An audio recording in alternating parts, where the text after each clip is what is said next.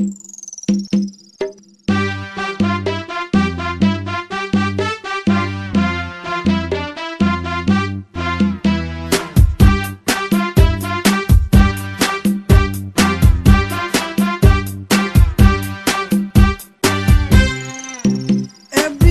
listen up, sa aking ikikisenter tungkol sa girl na nagyaya sa akin sa motel. Never been kiss at never been touch, at ang inyong lingkod ang unang pumilas ng alin. Well, simulan natin sa umpisa. Gusto rin naman niya pero nagpapakipot pa. Kakaba-kaba ang pagtibok, bumibilis.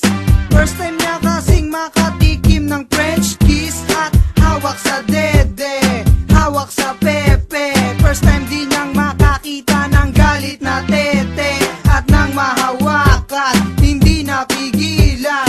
Nang umandar na ang aking kalibugan, paglabas ng sperm cell, napunit ang muscle.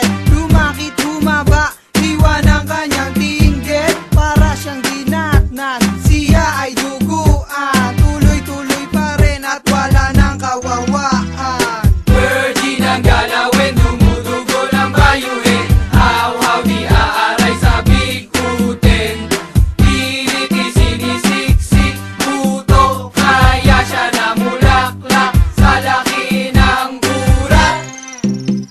Ayoko ng beach na lulugo-lugo, ilabas ang kuday, virgin ang gusto ko.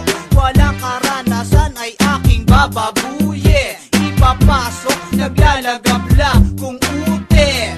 La la la la la, lalamas-lamasin ko, kakagat, kagatin, bilugang suso. Galit kong tite ay ipapahimas, itututok, ipapasok ang aking bambolya.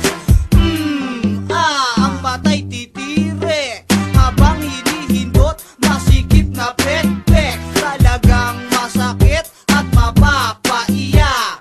Dudugo ang puke at magsusugat. Dadahan-dahanin, ibilis-bilisan, sa loob di puputok pag ako'y nilabasan. Aangat ang pek-pek at mapapasigaw. Raisa, tama na. Ow, ow, ow. Virgin ang galawin, dumudugo ng bayuhin. How di aaray sa bigutin.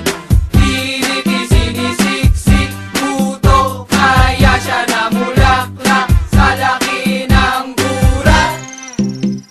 Napaaray ka sa sakit dahil hindi ka pa sanay, nang ialay mo sa akin ang sariwa mong kuday. At pasyay-syay ka pa nun, pero taglibog na rin, at hindi ko inakala na ika'y duduguin. Pinagpilitan ko